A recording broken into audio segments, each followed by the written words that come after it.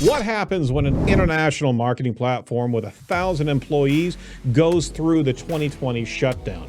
Managing a workforce and providing support at scale is what we're talking about with Fernando Angula of Semrush today on The Edge. Go! Your weekly digital marketing trends with industry trend-setting guests. Powered by your digital marketing pioneers, Site Strategics.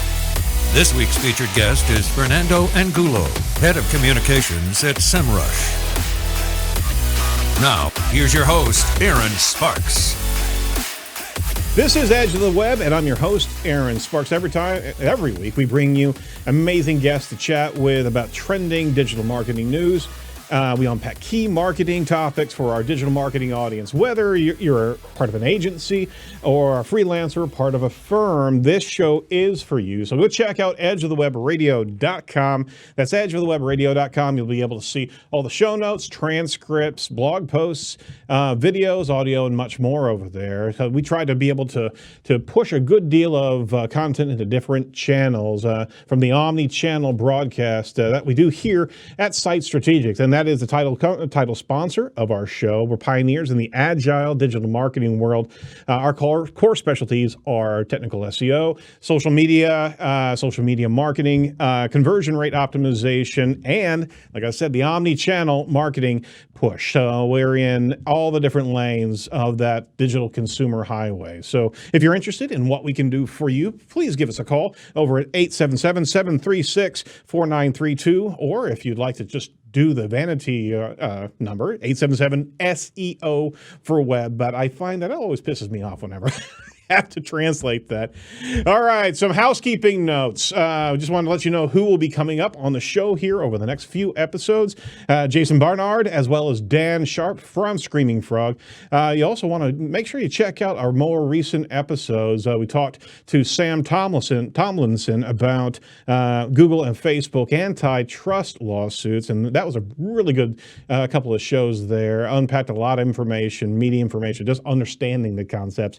We also talked to Dixon Jones regarding relationships of content and this new space in which we're finding ourselves of clusters of semantic SEO, as well as Christina Azarenko. Really good show back a latter part of last year. So if you're interested in being part of our show, just drop us a line over at info@edgeofthewebradio.com and set your reminders on YouTube. So whenever we drop our different videos, and we are actually putting together a kind of a bandolier of new videos here coming soon of quick snackable bits that you can enjoy. So watch that channel because we're going to be pushing a little bit more different content your way. Make sure you check out all the weekly news podcasts that we are rolling through, covering most recent digital marketing news and Google updates. We're dropping it every Tuesday to help you navigate the week in digital marketing. That's our News from the Edge podcast on Edge of the Web. So we're doing that with Morty Oberstein, and I think the last couple of weeks have been pretty fun, all things considered. But that's our show, housekeeping. Thanks for listening to us. Certainly wanted to trim this down and get to meet our guest. All right, so Fernando Angula, he is the head of communications over at Semrush.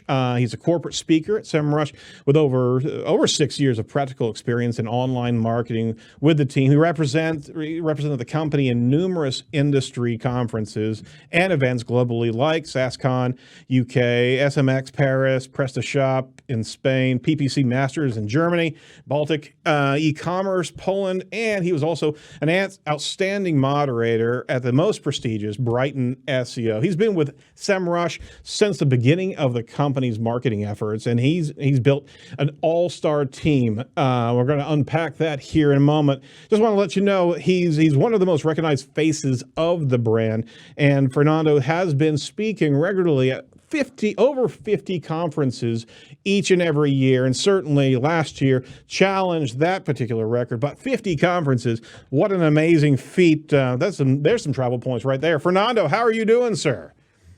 Hello, Erin. Hello, everyone. Thank you for having me here. Yes, last year was a challenging point for me. This year last year was really challenging. This year, I don't know what is going to be happening, but I'm already traveling. So I'm today from Ecuador. The first thing that I did from the first week in January was, okay, I need to go somewhere else. And I'm here in a beautiful summer, all eternal spring, I will say. But yes, happy to be here. Oh, that sounds wonderful. And I was listening to a podcast that you were on recently. You also, Semrush actually has an office in Cyprus as well. Yeah. Wow. We have several offices. One of them is in Cyprus, a paradise, right? Oh, for, yeah, for absolutely. anyone. You have the beaches, you have everything. And I belong to the office in Czech Republic, in Prague. But yes, we have in St. Petersburg, in Boston, in Philadelphia, in Dallas. So we are everywhere. And since the beginning of last year, we were working from several places. Right now, we have remote workers in more than 40 countries. So we are in Brazil, India, Japan. Well, you mentioned it. We are there. Yeah, absolutely. Absolutely. I really want to unpack Semrush, the company and the corporate culture. But first and foremost, I'd just like to hear your bio, your history, how you got to be the head of communication at Semrush from your own words. So let us know how you got there. Yes. When you were mentioning my record, I started as not as a marketer, but as a sales representative. So my main point 10 years ago was to sell everything, learn how to reach out to people, to communicate with them, and make them purchase something. So they are the decision makers, and I'm helping them to buy something, right? But since I started working for Semrush, actually, I started working for a company called SEO Quake. Oh, yeah. I believe everybody knows that the name of that company. Absolutely. It's the same company. So we're the same project. They hired me to be a sales representative. But the thing is that this is a very complete. Well, it is not now, but in the educational terms, we are a very complicated platform. We were at that time, and we needed to explain that to the final user, and we were trying to get the attention of the final user, right? So we needed to do marketing. And yes, from sales, I turned out to be a marketer in SEO Quake. Then I started pushing Semrush. And from that, I started learning with a few people in the team. We were a proper startup. When I started working for Semrush, we were like 22, 27 people. And let's say right now, more than 9 years has passed, we are about 1,000 people in the company in several places. So from a small company, I saw how we grow like 100 people per year. Sometimes it was even more, new faces all the time. But this project was so amazing that we wanted to build a really great marketing team. So we learned everything by testing, experimenting. That's part of our culture. I never saw that in other company that, okay, you have your own goals, you want to achieve it. What is the plan, right? And I was asking, hey, but what are my duties? No, you are the professional. You let us know what is your plan. So studying all the time, checking the notes, just checking what is happening around us. And of course, once we learn how to do A/B testing, experimenting, then we introduce a Scrum, not only for developers teams, but also Scrum for marketing teams. That was fantastic. So we have our own sprints. We have our own daily task dashboards, Kanban, Scrum, you mentioned it. We are using basically everything. Excellent. And part of that is that when we are starting something, we are always aiming higher. So what do you want to achieve? Okay, let's go a little bit beyond that. And every team member is building their own tasks to achieve that goal. We have freedom. That's part of our culture. From the beginning, I had the freedom to say, okay, I want to reach out several countries in Europe. Okay, what we're gonna do? Okay, let's focus to work with professors in marketing universities. Or let's build a blog. We didn't have a blog in Semrush, you know. Let's build a blog. We need to create the snippets. We need to find a way to, well, that was like 4 years ago, to track more feature snippets. We want to be the #1 by these categories of keywords, and so on. So we were building everything from scratch. And it worked, right? It worked really well. Today, I was in a call with my team, and we were mentioning that, oh my God, we have about 7 million users. Only we reach out that market today. Wow. 7 million users all over the world using digital marketing platform. That's amazing, and there's so much to unpack from where you just went there. But how do I got to say, just from myself being in the marketing space for such a long time and using different tools. I'm a tool hoarder, and we'll get into that later. I know. But literally, I don't think there's any other organization that's marketing and providing as much useful information as Semrush is. In fact, I literally just got pinged as you were talking about a webinar that's coming up that I registered for. Unfortunately, right when we're actually doing the interview, but you have these all the time that are coming through. So you're not only experimenting, because you are trying out new things all the time, but on top of that, you find something that works, and then you push on a regular basis to be able to provide great information. And I literally cannot go online without seeing your remarketing ads everywhere I go. You're literally stalking me all over the place, and I'm just gonna have to file a cease and desist order for none. I mean, this is getting pretty creepy. No, it's great. I mean, it's great. It's showing up on my YouTube. It's showing up on the TV that I'm at in my home. So who's ever running the remarketing ads in that space on the paid side of things, kudos to them, because you literally pin me down everywhere I am in my life. So, not that I'm complaining, because it's a great example of practice what you preach. So.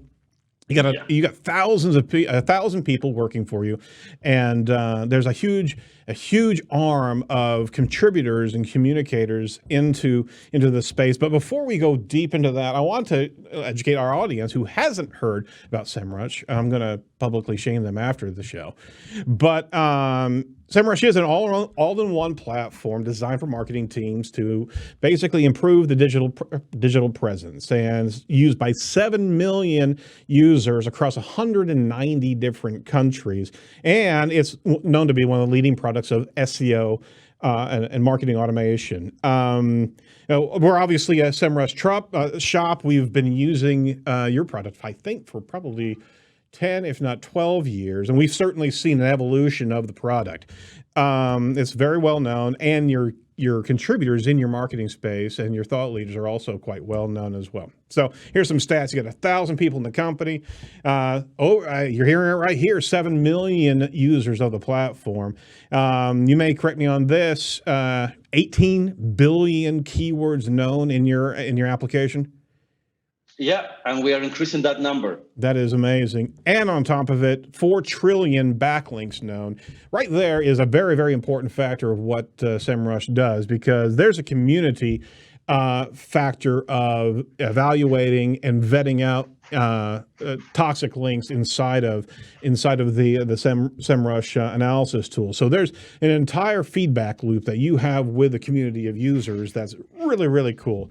But yes, your marketing efforts have not only been just your standard marketing. You're also pushing into the Global Marketing Day. I caught that. You did this in 2019. Did you do one in 2020 as well?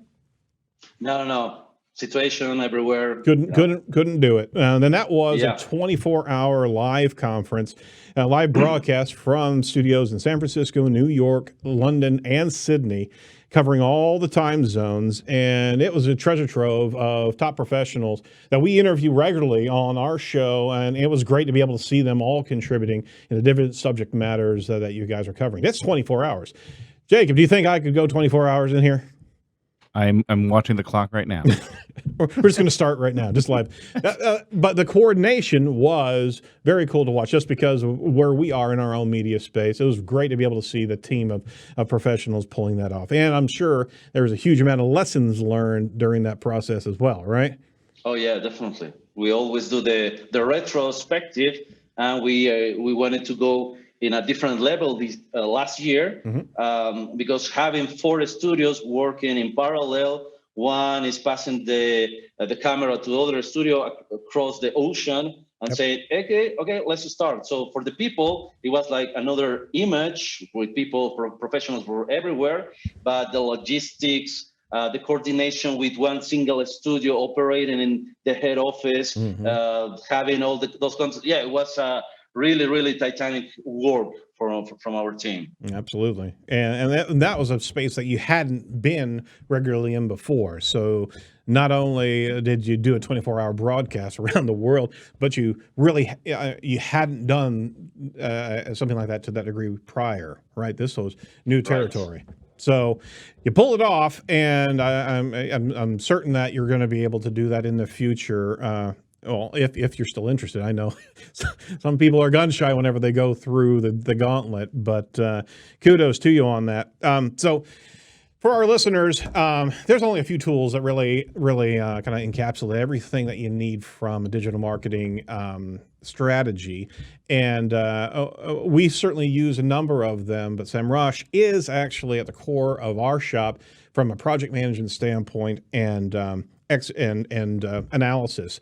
I'll get into the intricacies of the tool a little bit later in the show. But as a company, let's just kind of go towards what has happened to Semrush over 2020, what you're looking at in 2021.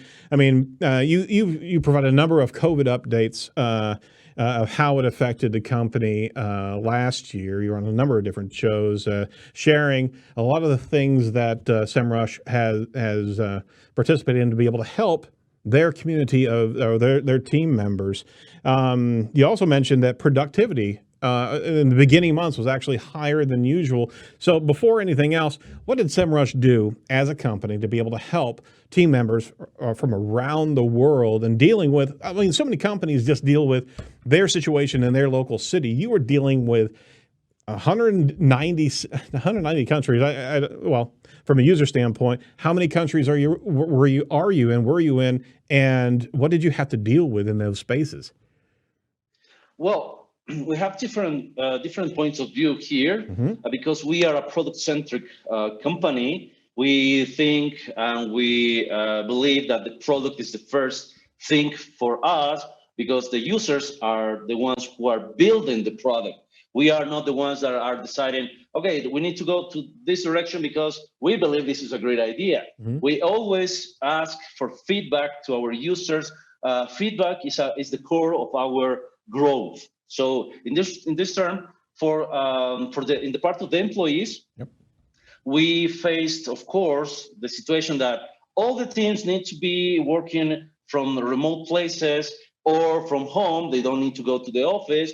And that was the first month, right? The second month, the first month in some countries was, okay, everybody is free to work or not, just stay at home. But the second month, we saw that in different countries, for example, in the US or in Europe, in Russia, most of the people were really struggling with all the measures. So they were like overcharged. They were working more than 8, 12, 15 hours. Wow. Because that's the only thing that you can do when you're at home. We have this culture that people can enter to their job offices in a flexible time. So they can enter at 8 a.m., 9 a.m., 12 a.m., but they need to be in the office and reachable for at least 6 hours. So from 12 to 6. And to coordinate that with the different time zones, right? We're starting at 2 p.m. Let's say in Brazil, but we're starting at 11 a.m. in Russia. In Boston, we're starting at 4 p.m. Their local times, right? And coordinating that was like, okay, I'm at home. I need to be thinking about not to lose my job, and I need to be thinking about not to get the COVID. So people, they really need help. I also needed and support from a psychologist, support like, okay, you have the access to a psychologist and they can tell you, okay, what are your goals? Just stop for a second, open your notepad and see what is the most important things for you. This really helped us a lot. I remember it was one beautiful day in April, and I was in my car because I have two kids, and being for 3 months with your kids at home. I don't know if I don't remember if you've kept I kids. got four but kids. Yeah, Oh yeah, my God, yeah. yes. So you need to practice. Well, if it's something that's gonna be happening this year, I Yep. just closed in my car because that was the longest place that I could find, Uh-huh. and I just write it the things that are important for me today. So Yep. family, profession, and of course a big heart, my partner, right, my wife. Mhm. So things that are important. So just having a stop, saying, okay, these are the things that are important for me. I'm not going to be afraid. That was really useful. So the life is going on. You don't need to be stuck or struggling. You just need to enjoy the life because we are in a world that everybody is facing this situation. And of course, you are part of it, but you have the people who love you. Imagine that in different places, same time with the help of psychologists. Well, that was really helpful. Another Absolutely. thing that we had the next day or on the weekend was the company sent us different gifts, like the breakfast, like a box of fruits, Oh, wow. in my case, a chocolate, or just have this voucher from Amazon, voucher from, I don't know, Uber Eats or Yeah. whatever the company is, deliveries, and have a nice dinner with your family. So the company was pushing us to be more with our loved ones, to share more with them. And because I'm leading some teams, Mhm. the leaders of the company were asked to say to the people, please don't work so hard. Oh Or my to check, gosh. hey, it's time to disconnect, right? It's 6 p.m., Absolutely. time to disconnect. Go watch Netflix, go Wow. with your family. Let's have, I remember this day when we had these cooking seminars with some company team members. Mhm. So they wanted to keep us our all our capacities, activities in a flow. So we are not gonna be so stressed. So that's the part from employees, right? And part of the users. So all the time, most of the users that are newcomers to us, Mhm. because most of the businesses all over the world, they were expecting to be facing the digital transformation in the next 5 years, right? Sure. So let's say that happened in 3 months. everybody wanted to everybody wanted to have a digital presence and Right. online visibility to be ranking, Mhm. and we had so many questions about, hey, how to get the links, can I get the links from you, can you do our SEO? Mhm. Imagine that in the numbers of 100,000 people per Oh day. my Lord. So the newcomers were asking us for help, how they can keep their businesses online Mhm. without having any web page, right? So the thing that we did is, of course, we have different partners with influencers, with teachers all Right. over the world. We push more the educational part. We Mhm. send it to, hey, you want to build your online business because you have your offline store, please learn here the basics, and if you have the money, hire a professional because right now is the time to not lose your business, right? Absolutely. Yep. Or we had our Semrush Academy. You cannot imagine how many people were just learning SEO For the first time, yeah. for the first time. Yes, asking questions like, okay, if you hear what is a backlink, right? Right. Or what is a keyword? I remember that like 10 years ago, but during last year we had so many. Yeah. So for the users, education was a really huge part for last year. From that on, Mhm.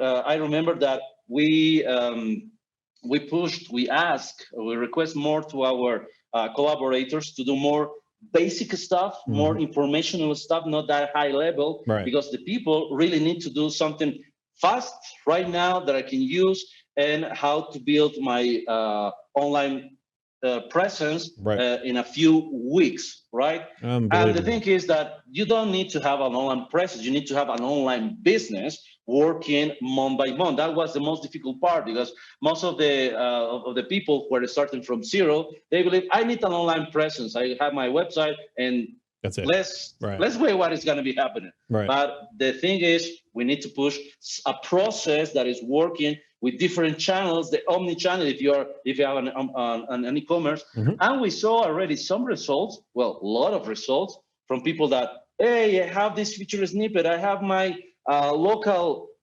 listing working in different places. My restaurant, I remember a guy that was offering, he was a lawyer. Well, he is a lawyer. And he was offering this, I really love this story because it's real. He was telling me that, hey, Fernando, the core of my business are testaments.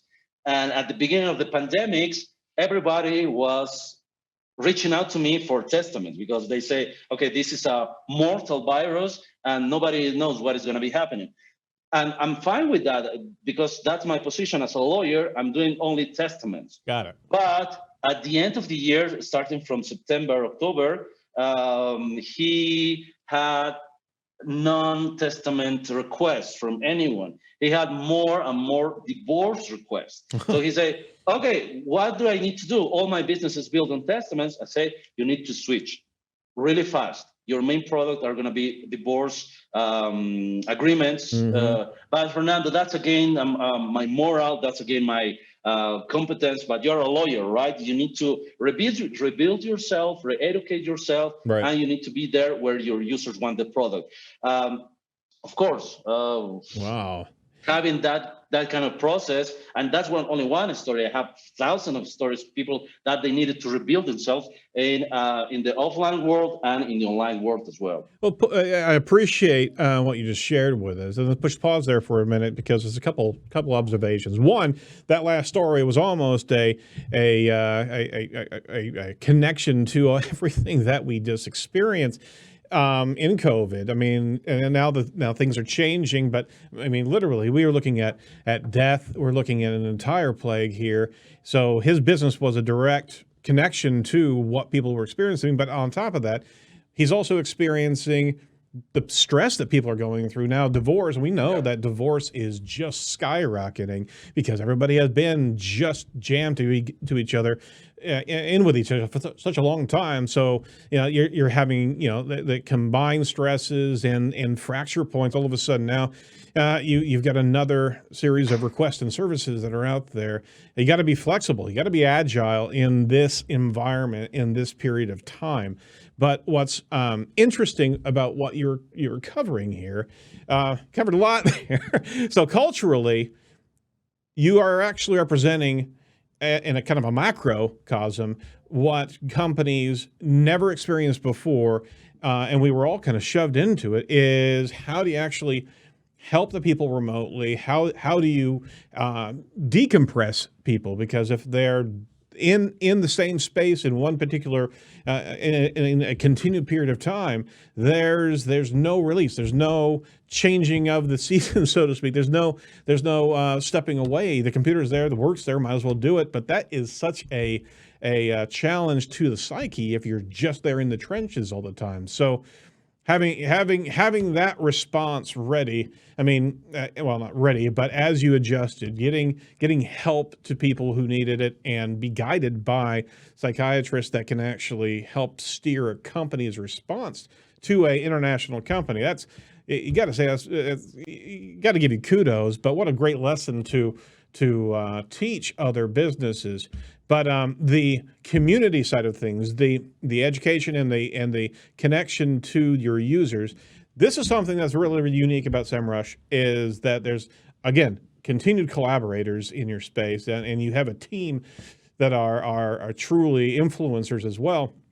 But the feedback's not just an environment of, hey, can you improve this tool? And that's how you build your software. Regularly is community requests and responses. In fact, we've had a few interactions over the course of years, but to be able to help guide the users that are not professional marketers, but the ones that are seeking you out, you had a throng of new users that had no idea about your platform, right? Until they needed it. But on top of that, you're actually giving them some counsel on what they should do. You know, step one, get the GMB registered. Step two, get your domain registered. Let's get some content moving on the site. You're really kind of giving a life preserver to a lot of companies that were not prepared to go digitally at all, that had to in the course of a couple of months. Yes? Yes, that's true. That's amazing. And I don't really see that in the software SaaS marketing ecosystem nearly as much as what's represented from Semrush. So, and it's you've opened up new relationships, and you're now kind of evolving an entire education and teaching platform far beyond the academy. So tell us what you're doing in that space, because there's certainly a user base that I don't want to say wet nurse, that's not the point, but you need to be able to get them to be able to stand on their own and be able to understand what your platform really does. What other outreach and communication channels are you using? Well, let me continue the story Oh, of sure. how we're, yes, I'm going to be touching base there.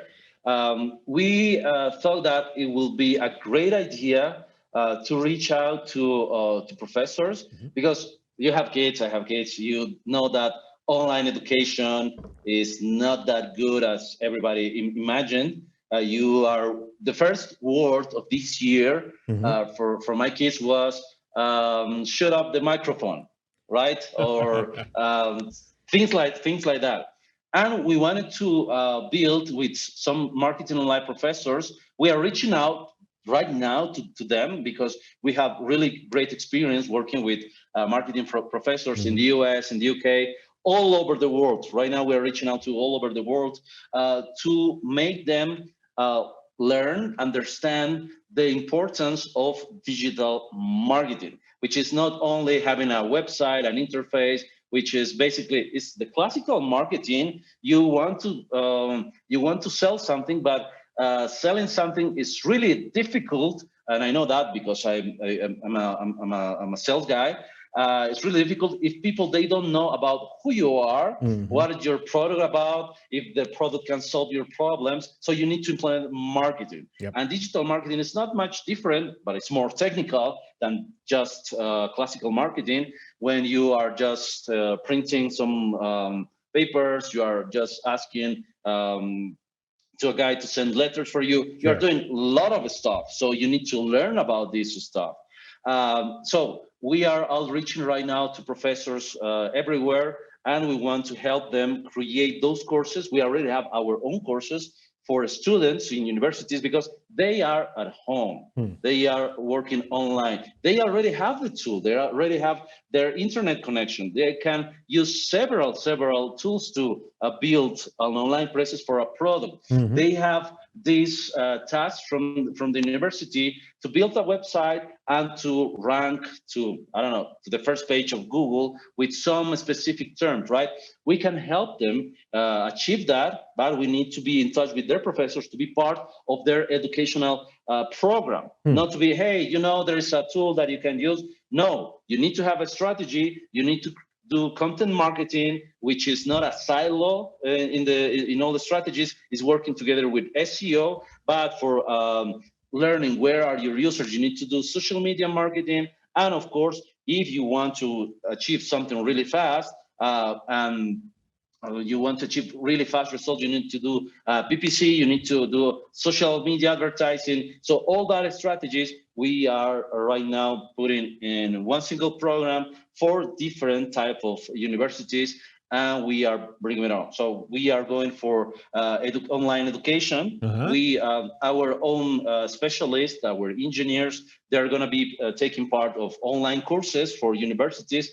Actually, we are working with several with 12, 13 universities in the US, 10 in the UK, in Spain, Italy, France. We have more than 40 professors. Oh my gosh. Overall, there are about 13,000 universities with digital marketing all over the world. We only have right now like 10% Mhm. of them. Mhm. So imagine, this is a titanic work, and this is not because of selling, right? Because you cannot sell a student that Sure. they don't have the budget to buy 200 tools per month. Absolutely. But you are teaching them that, okay, I have the knowledge about how to use a digital platform to build my online presence. And that's something that I really love about Salesforce.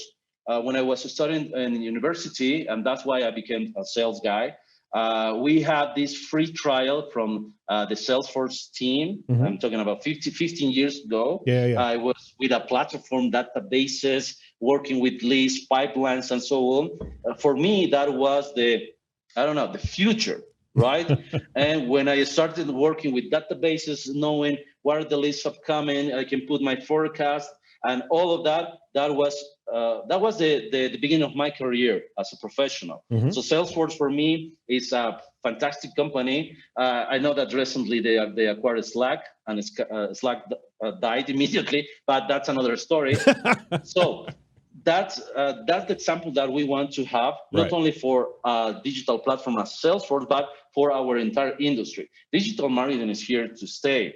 And that's why our own internal communication is measured by education. We have our own educators at Semrush that they are teaching us not only the things about the tool, but okay, you have the tool, but what is the global problem, right? Right. We have this new algorithm fluctuation on Google, and everybody's talking about that. What we can do in order to tell our users that, hey, using this tool, you can be better with your content, right? Or, hey, you need to use this set of tools to be appearing in a featured snippet or in a people also ask result. So or you can build better snippets using these text, light text editors that we have as well. Or why you are not ranking it well? Because you have so many competitors and you have zero links, right? So all those strategies we are learning from professionals inside our team. And you know what? We have exams every single month. Oh, that's beautiful. Yes, it's beautiful. So every single week we have tests, and at the end of the month we have exams. Oh my gosh! So your education is fluid and constantly being influenced by what's happening topically. So that's fantastic because you can also see there's a tome of platforms out there that have stale content that hasn't been addressed in 5 to 6 years, and we know that's almost like dog years when it comes down to digital marketing. But I'll finish up this segment with this: is I think you're on your way to do something for this industry that has not been accomplished before. One of the biggest things that we as marketers need are certifications that are stable, that are not biased, that are not platform dependent or specific. We need a level of certifications out there that as a employer, I can actually see that somebody came from a level of certification in an educated in a university taught scenario that I can trust that they've got the chops to be able to work on the team. We've never had that before as businesses, and it can certainly empower careers if there is the development of true digital marketing, SEO, social media marketing certifications beyond what a platform's actually giving out to be able to use its own service, like Google Analytics or Google AdWords certifications. So, give you a last thought on that, then we'll wrap up this segment and jump into some more regarding that. So, what's your thought on certifications?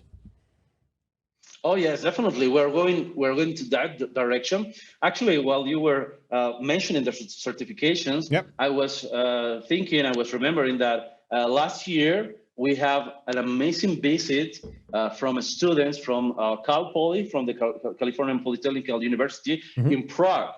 So they choose to visit some of the fastest growing digital companies. And in Prague, we have Microsoft, we have Amazon, and they choose us as well. So we were really honored to say, okay, you're going to Amazon to have your lessons, you choose Microsoft, and you're going to Semrush. So we were delighted to have them in our offices. we have this like workshop seminar sharing our culture and the possibilities of our software. And let me tell you this, the quality of their questions in regards of, hey, what are you doing in regards of Internet of Things with digital marketing? Or what about the virtual the virtual scenarios when a user is not searching from a mobile device, but from a tablet? So different kind of questions that, first grade students, people who are just starting, that was just a fascinating experience for them and for us. I believe it was more for us because we saw that, okay, these kids are kind of the future of our industry, right? And they are learning from big experts from companies like Amazon, Microsoft, and they want to have that knowledge. So I remember they were offered to have this retirement with their group in Spain, or they could visit some tech companies in Europe, right? So they decided to visit tech companies instead of going to the beach. So that was a fantastic That's experience. what I do. Come on. Yeah, that's fantastic, right? All right. Well, that's certainly a great expose on what you're doing in the Semrush culture, as well as collaboration and educating. So it's a fantastic place to be able to take a break, and we'll actually dive into some more about Semrush, but also insights into what happened last year with using some of the Semrush tools as well. Well, I wanted to jump in and talk about a blog post that you posted out in December, talking about world trends in search, world data trends, the entire 2020 year in review. Now, for the most part, everybody actually wants to look ahead, not look back, but I'm going to just pause here and tie into some data, because it actually is really important to understand where the world culture actually engaged and how they actually reviewed their own surroundings. So everything shifted on a dime. The blog post is called Semrush World Data Trends 2020 Year in Review. Though the coronavirus has been on everybody's mind, the year has also seen communities rally together for social equality, natural disasters, and a bunch of pop culture milestones. So it's a great infographic. So you covered some of the most trending topics. George Floyd, Dilan Erut, and she was a Turkish astrophysicist, right? Yep. Vicky Drews, an American competitive diver who won gold medals. Both ladies passed, correct, last year? That's correct. Yep. Unfortunately, obviously COVID-19 and Hurricane Laura. So these are the trending topics. George, talk to me about George Floyd, because that was really interesting to understand how much search traffic over the world was actually focused on that topic. Oh, yes, definitely.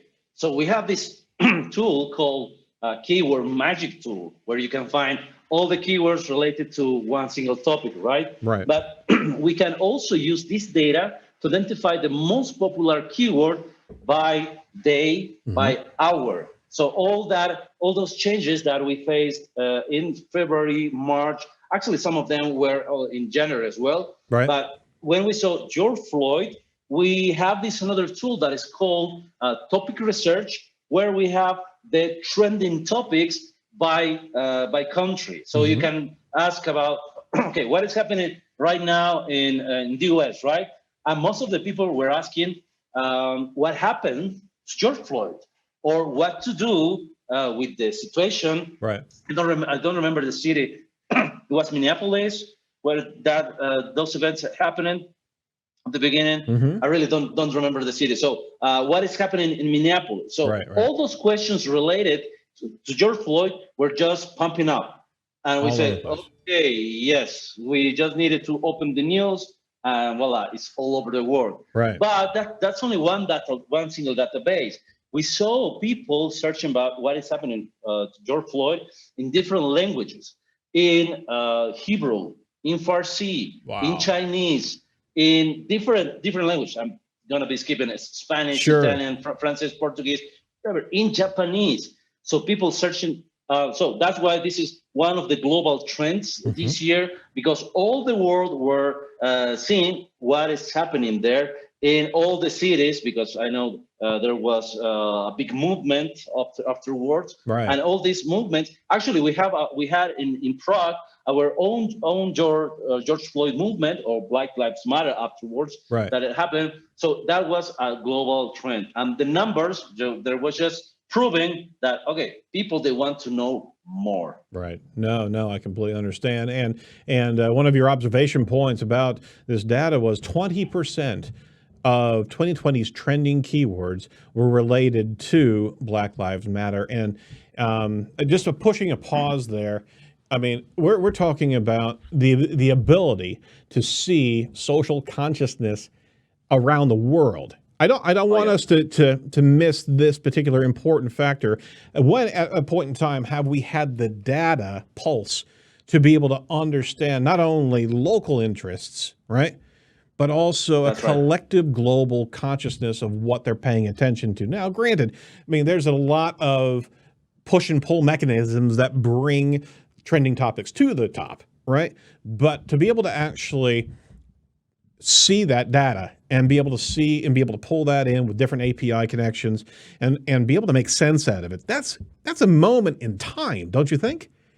Oh, yes. That's why this kind of research that we are doing every single year, and especially, I believe, in 10 years from now, we're going to be asked, what happened in 2020, right? Or in 20 years, 30 years, what happened in 2020? So we have the data. People were talking not only about coronavirus, the world was going crazy before that and after that.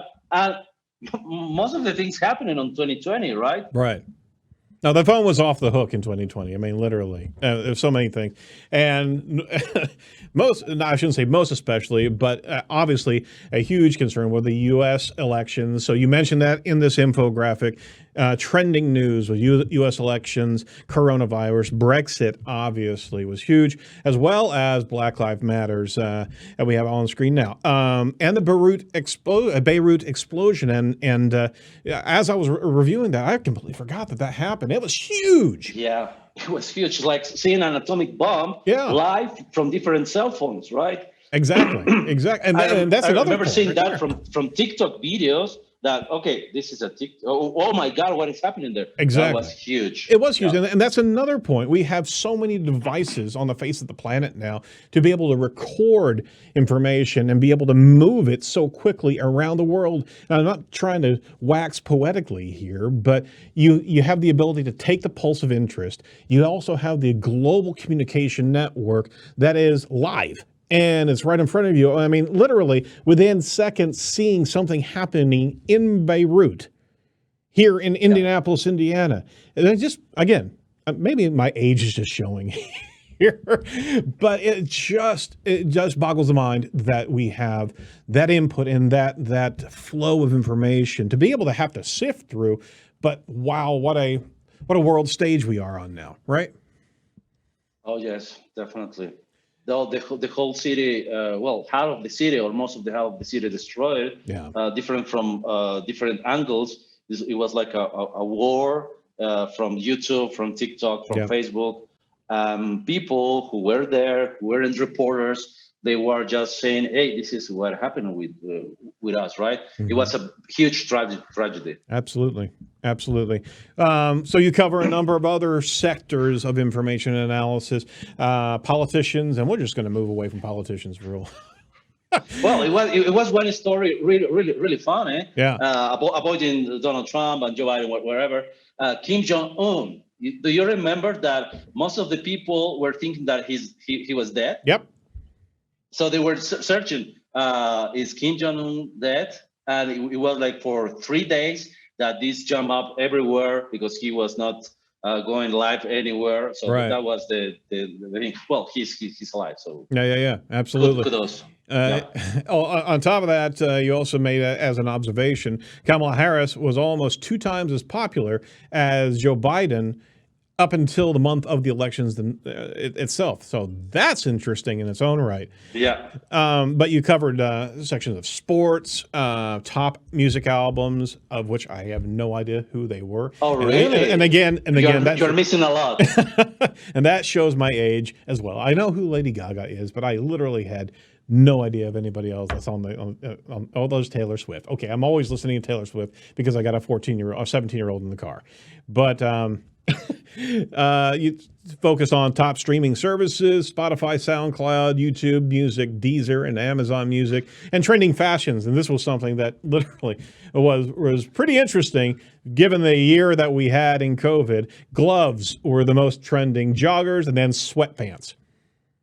PJs and slippers, the most trending items in 2020. Our fashion items in 2020, right? I feel like someone's looking in my closet in that section there. It's all slippers, all PJs, all sweatpants. Well, I mean, we all went home, right? Oh, yes. Can you imagine what happened to the suit manufacturers and just all the professional wardrobe companies that are out there? They took the hit. I bet they kept selling shirts and ties. You think so? No pants, but the pants industry. The pants industry went down. All right. No pun intended. Top fashion e-commerce websites: Nike, Trend, HM.com, Macy's, Zara, Azos, as well as top e-commerce websites. So we certainly don't want to give away all the information on the infographic. Go check it out yourself. But you did finish up with the top stocks to invest in: Tesla, Boeing, Apple, Microsoft, Amazon, and NEO. So there's a huge amount, and this is all data-based. So down below in the infographic, here's the cool thing. There's some really good observations that you have, but below that are the links to every one of these data points that they can actually go see the keyword magic tool itself, right? Yeah, that's correct. So it's a lot.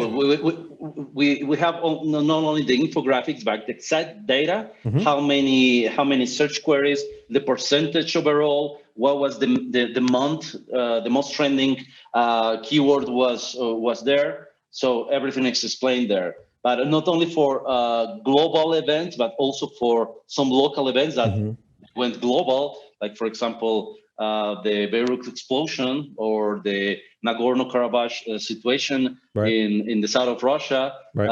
And of course, everything was connected by the coronavirus situation. Oh, yeah. I mean, if you're talking hub and spoke, I mean, there's certainly relationships that you can see everywhere. Netflix actually outshined other streaming services with 671% higher average monthly searches. Because we all went home to go binge on Netflix. So, well, they have a great idea also to promote their services. I remember there was like Cinema Friends, so you can get around 20 people around your Netflix channel. So everybody had the possibility. So they were really smart. So smart companies that they were flexible, saying, okay, I don't know how much you pay for Netflix. I believe it's $12 or something, and I have 5 devices or 10 devices, but giving people 20 devices for free, that was just an outstanding idea. Absolutely. So they changed their model to lean into it. Well, surprisingly, what I don't see on this list is Zoom. I think the entire world just grabbed a hold of Zoom as the main conduit of communication, and I'm surprised that it didn't make it bubble its way up to perhaps, well, I mean, no, it's not there. I was thinking about stocks, but I think Zoom has turned into a verb now, just like Google. So my gosh, what a company primed to be able to not only benefit, but also provide such a service. You gotta believe that their infrastructure was taxed to go through 2020 as they have. So kudos to Zoom, just the tip of the hat, because they're a fantastic platform. We're doing this interview over Zoom as well. So any final thoughts regarding 2020 before we slam the door on it? Yes, having the knowledge about what happened in the past, I mean, in the digital marketing environment, it can give you the direction for the new start, or how to continue working with trends. Because we as a digital company, we are working with trends. We know that, okay, where is the attention of the people right now? Of course, if that's not going to be something that is going to be immoral in some points, for example, imagine advertising hotels in the times of Beirut explosion, right? Right. I know that some companies, okay, that's the attention of the people. Let's put some in video ads on YouTube, right? And I saw that not this year, but it was like 5 years ago when we had some terrorist attacks in Egypt. Right. And there were some hotels that were saying, hey, people are seeing this, let's put some ads there. So that's immoral, right? Right. You know, you cannot do that. You need to use this type of data really smart and to say, okay, this is what people are searching for. Let's build a story. Let's create a story about this thing, and let's see how this can affect our products, our projects. And maybe we need to change the product that we are selling, right? Like the divorce thing. I mean, the world And of shifted, course- so I mean, you have to be able to understand where the wind's blowing, right, and not capitalize on horrific scenarios. And we saw that. I mean, we managed our own clients through that, had to pull down some ads that wouldn't be applicable anymore in that space. So you got to be deft and on the stick whenever some things happen. But you also have to understand what's needed in a new situation and be able to dial in, be able to find the trending concepts and be able to utilize that for your own advantage, right? Oh, yes, that's really important. And in terms of the winners of this situation, right now we have several research. This is one of the latest one based on the global events that we have. Yep. We have, of course, the most visited websites in 2020. We have the most useful skills for content marketing in 2020. So we have several amount of research, or the most reliable tools for remote working. And of course, Zoom is there by far in the first place. So we have different research. If you want to get this data, it's for free. You can just go to semrush.com/blog and find those research that are available. Absolutely. All right. So last stop along this interview, wanted to circle back around to the tool. And again, this is not a paid promotion in any way, shape, or form, listeners. So I just want to make sure you knew that. So Semrush has been around for a very long time. It's one of our favorite platforms here at Site Strategics. And I've been a tool hoarder for 20 years. And I've been in marketing and marketing websites for 30 years. So I've seen a lot of tools come and go. I think Semrush has come close to being one of those tools that are actually one of the single sources that you can actually manage an effective campaign by. There's a lot of different platforms out there, and they've all had different types of disparities or things that they didn't do well. That's why I'm a tool hoarder, because I'm looking at different things, different applications that can be combined to get a full set of lenses from a lot of different dimensions on a particular client or competition. But with everything that the tool has for that novice, for that individual that is a good deal more savvy in the marketplace, as well as the full-on career professional, Semrush is actually a really good application to be able to help level up your skills as well. So that said, and again, it wasn't a commercial. I want to just dive into the tools that we have here. We've got search engine optimization audits, a full analysis of so many key factors of technical challenges that a site may actually have. They break it down into errors, notices, and warnings. Very easy to be able to plow through a lot of the issues that they bring up. So you can take advantage of that and get kind of back in line with web compliance, so to speak, that the bots are looking for. You got SEO Insights. Tell us about SEO Insights. There's a section of Semrush that if it's the technical SEO may not actually traipse into that space that often. What's that all about? Well, let me start with the 3 layers that we have for Semrush users all overall. The first layer is research, a market research about what is happening overall in terms of traffic sources. Sure. So if you want to do a market research, you don't need to spend thousands of dollars in big reports. You can build your own report using a tool called traffic analytics and see what is the source of success of companies like, I don't know, Nike or Disney, or in lower terms, or I mean in lower volumes of companies like, I don't know, Radio Shack or any other company that are out there having some traffic. You can analyze direct traffic, you can see referral traffic, you can see social media traffic, of course, organic traffic, and go granular from there. So what are the reasons? Maybe they are doing SEO, maybe they are doing just paid investments on their promotions.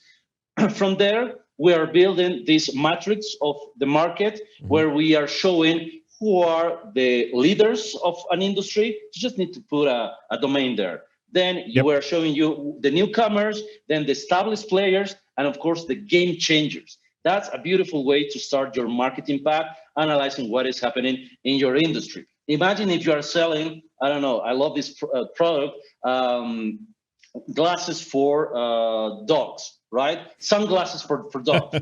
That's a beautiful product. And there's a company called rexspecs.com that it was a startup. Right now, they're growing really fast. They were trying to analyze if there is a market for their products, if there is a demand for their products. With tools like this, you can go there and go to your investors and say, hey, these are the numbers we want to have funds to go ahead with our entrepreneurship, right? The second layer of tools, of course, are more powerful in terms of analyzing your own results in comparison with your competitors.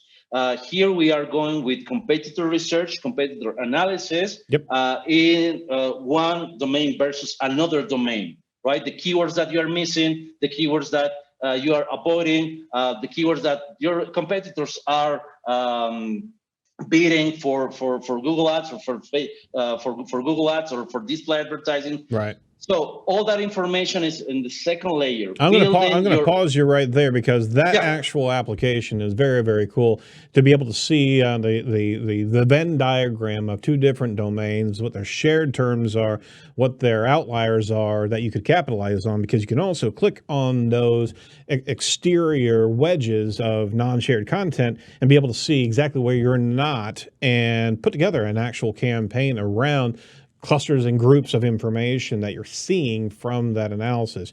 I can't tell you how many times I've used that particular platform over the years just selling SEO because it's a visual. And especially whenever a company really doesn't know the ecosystem, they don't know how to actually analyze themselves. Whenever you put their domain up against a couple of competitors that they've mentioned and then put it on the map and be able to see their little domain compared to a whale that's in the marketplace, it's pretty, you just watch their eyes actually open up because they had no idea that they could be evaluated that way. And the next step is, okay, what are we going to do to be able to grab a hold of what they're optimizing and where they're going? So it has been an instrumental sales tool, to say the least, in that space. So just wanted to jump in there.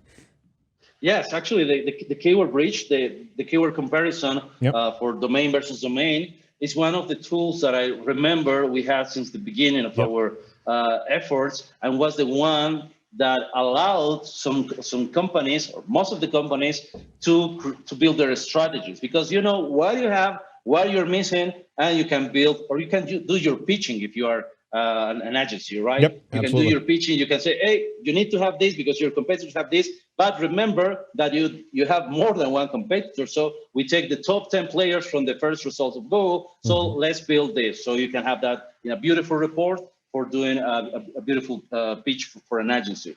For companies, that is the information that you can use to build your content marketing strategy to understand what are the next steps to go. So that's the second layer, analyzing what you have in comparison with your competitors, not only in the SEO field, but also in the PPC field, advertising, because, okay, you have the list of keywords, but all those keywords are being bidding in Google Ads, right? Yep. So you need to understand what's the budget that you need to have in order to beat your competitors. So we are giving that data as well because we know the prices.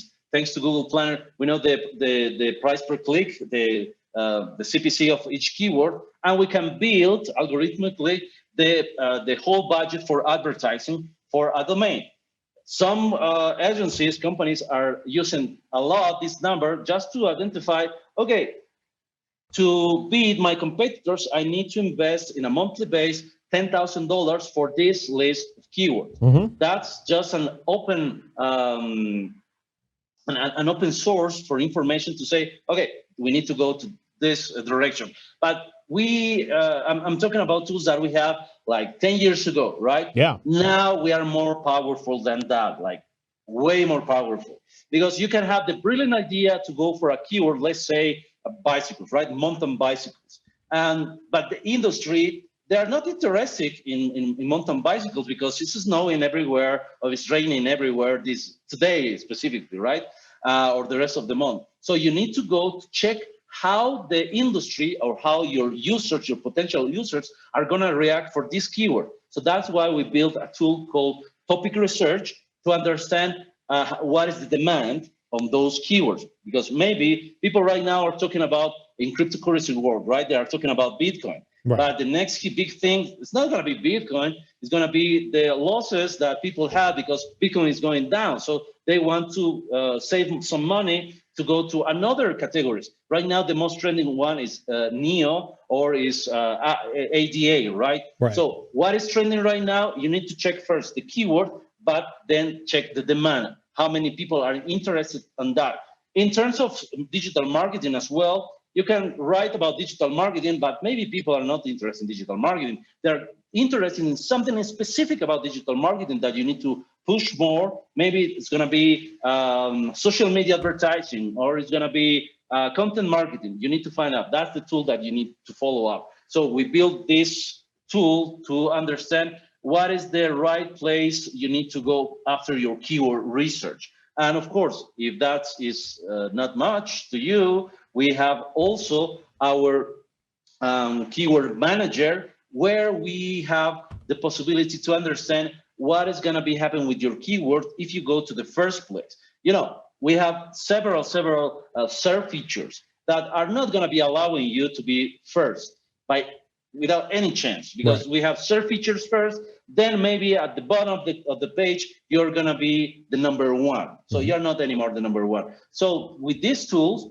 for example, with the keyword manager, you can see what are the most important SERP features, and we're going to be guiding you. Okay, take a look at this URL from your website, and you need to add here a video because for your keywords you don't have a video. Or take a look for this image because companies are being shown in the carousel of images. You need to have an image, and please use alt text. So all this information to assure that you are acquiring a SERP feature. If you are in the top 10 of the results, we are giving you as well with a tool that is called SEO Content Template. So you have all the information out there. So we went beyond keyword research. We're checking the demand of the user, and we're checking the SERP features that are going to be allowing you to secure SERP features if you have the possibilities to do it.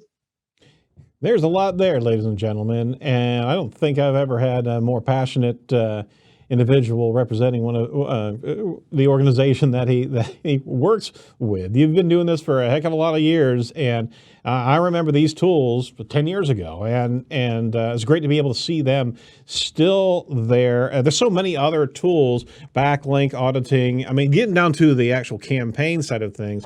We use backlink auditing for all of our disavow processes. We actually may dump in some additional content in there, but it's your tool set to be able to process disavow.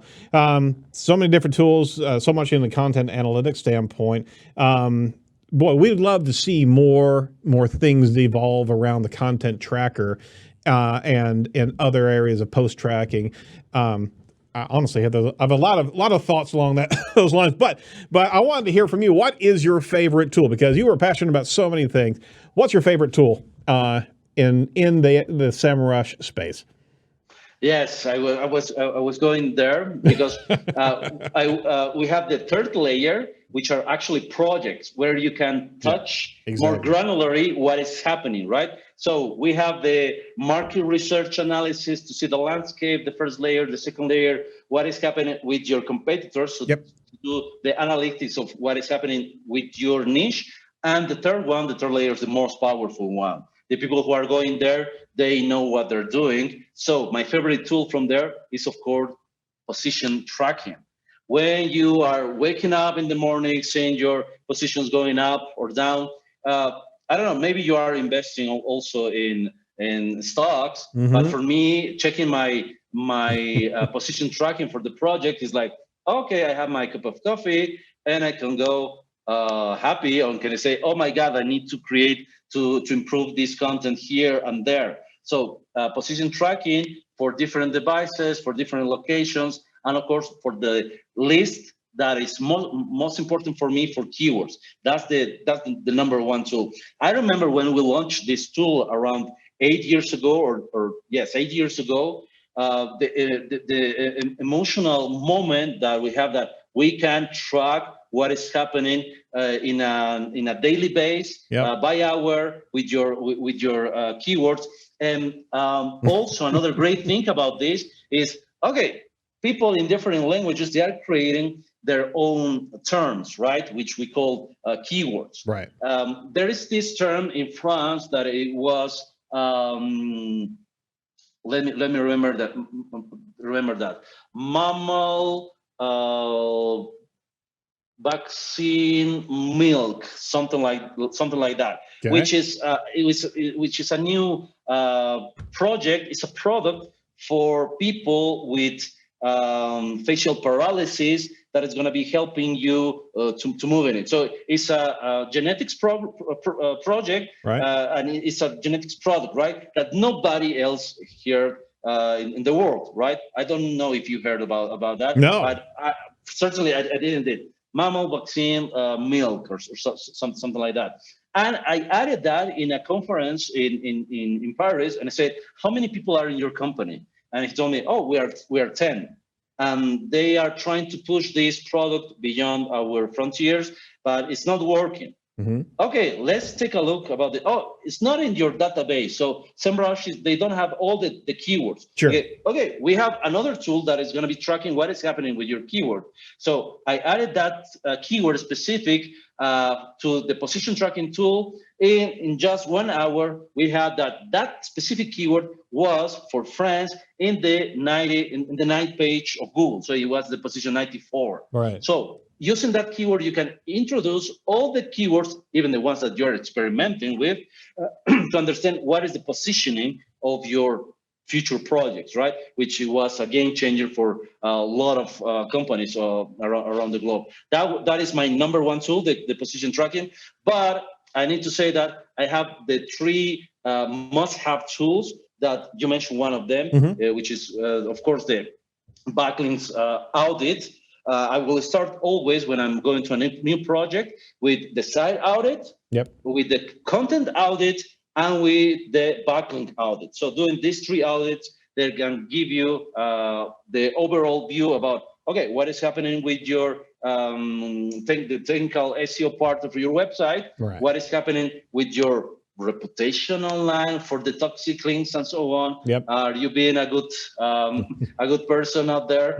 Or what is happening with your content? You have too much content, it's not relevant. What is happening out there? So with those 3 tools, you can work, I will say, for months to come, for years to come, depending on the project. And you also, I mean, from the content analyzer side, so I'm literally in the platform right now looking around and just plugging in one of my clients into the content analyzer, multitasking. But it's also plugged into Google Analytics and Google Search Console. So you're getting live data, be able to be pumped in, and it's analyzing behavior, how many different users you had visits coming to this content over a period of time, 30 days, 90 days, what have you.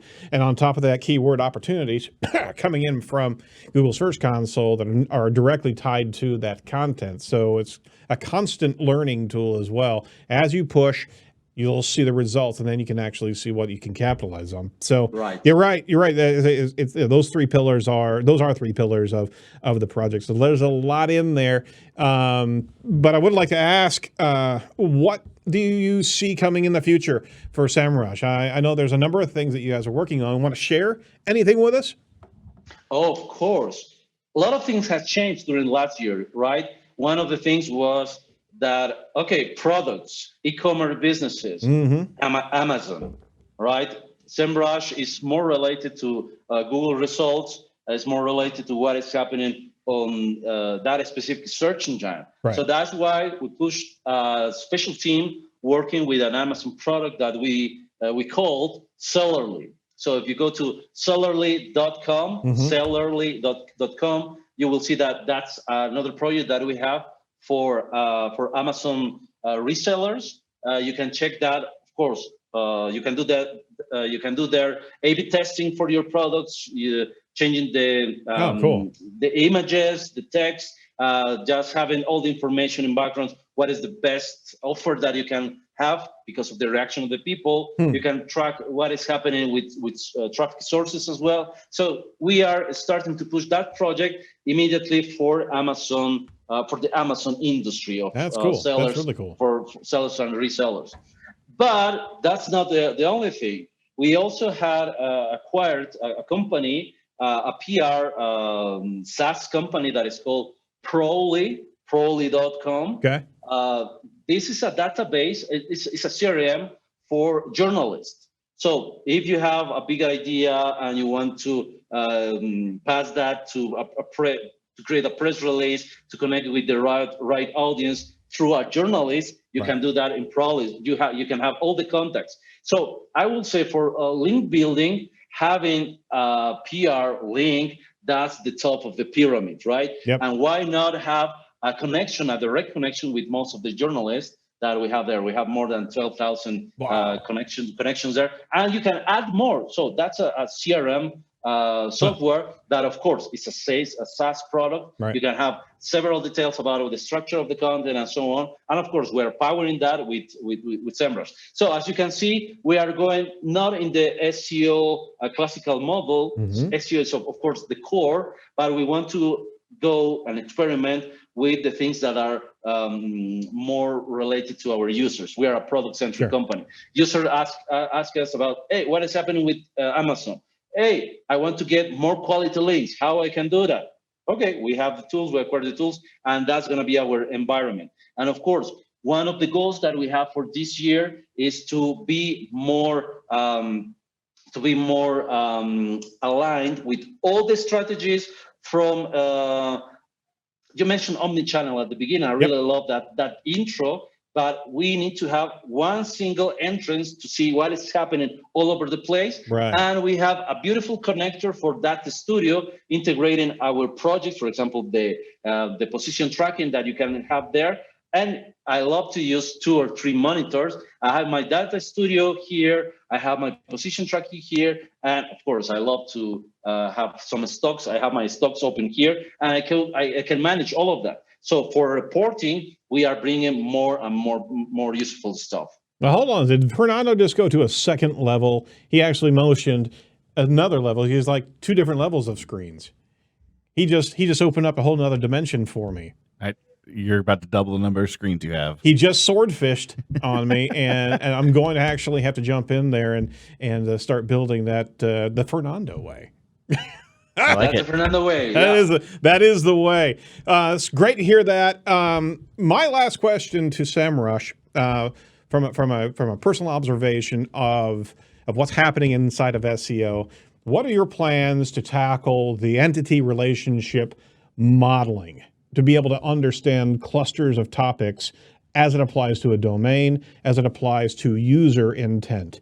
There's not a lot of platforms out there that can do this, and this is actually the new SEO realm that we're realizing that if we're trying to develop strength of authority for our clients, we got to know the related objects that are inside of our content. Yeah. Actually, we have plans there. We have some prototypes, beautiful prototypes, to go to that direction. When you're doing your keyword research, you are not just analyzing what is the possibility, but in fact, if you are searching for this, what are the related entities that you need to match? There is a lot of experimentation here, and there is a lot of machine learning that is involved. That's why I will go with the Activision Blizzard way. We're going to be launching these kind of products when it's going to be ready, working, functional. We have some prototypes in this direction. We have many prototypes for this one. Actually, the amount of teams that we have working for our projects are right now more than 35. That's great. Teams, developers only working with this. And one of them has to be the winner, right? Yep, absolutely. Boy, we would love to be someone who could get a peek behind the curtain. If you are ever interested in our thoughts, because we're connected in this space, we're trying to. Really? Fantastic. Really to unpack this, because if we can start seeing these type of relationships visually, it helps not only guide our strategy, but it also guides how we communicate that to our clients. Because Semrush is actually one of those two-way tools. We can manage a project, we do our own research, but it also is helping us communicate what's happening to our clients in a visual way that gets it across all the time. And my last feature that I would like to showcase on Semrush that really shines whenever we're talking to a client is the calculated equity of a domain based on the thoroughfare of terms and what the cost per click is through the Google AdWords API. Whenever we actually go through that and actually dive into a domain and see how much monthly value they have on the earned side of organic search compared to what they would have to pay for that if they didn't have our optimization behind them, always just drops jaws, because if you don't see it, it's not just lead gen, it's also ownership in the marketplace. So kudos to keep having that tool. So we use it for years. Never drop that, because it gets across to a business owner that's never known digital marketing before, but they know what a stock investment is, right? Right, definitely.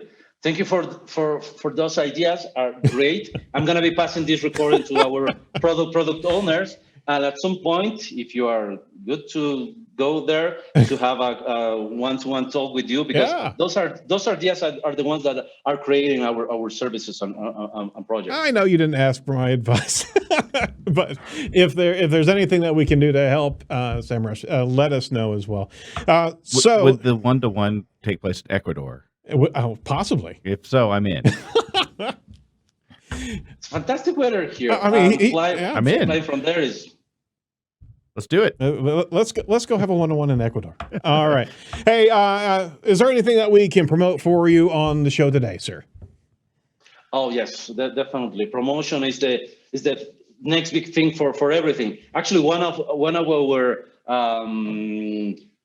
I will say phrases, more important ones are, you are creating content for the sake of promotion. Mm-hmm. That's why you need to create from your time, you need to take from your time 20% of content creation and 80% on promotion, because it's really hard to make people buy something from you. That's why you need to promote. Right. And I would like to promote, of course, our Semrush Academy. You can go to semrush.com, go to resources, go to Academy. It's a free academy that you can use. You can pass exams on basic SEO, on really technical, high technical SEO by Bastian Green, going through local SEO with Greg Gifford, and we have an amazing list of professors. Those courses there are for free, so you can take. They are not related to Semrush by Seo, but you can take these courses to learn about how to use Semrush, of course. But if you want to learn about the industry, go to semrush.com, resources, and go to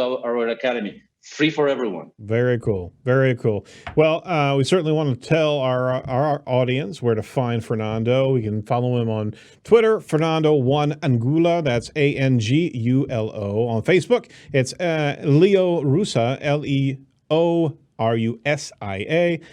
Fernando Angula on LinkedIn, as well as Instagram, Fernando1 Angula as well. So follow Fernando. He's constantly communicating out there. And I mean, he's a star inside of Semrush, but you're also a great leader in the digital marketing space. You got a great team behind you. So thanks for continually stoking some great thoughts in the education space. So you want to leave us with our audience with a final thought from the head of communications at Semrush. Go right ahead.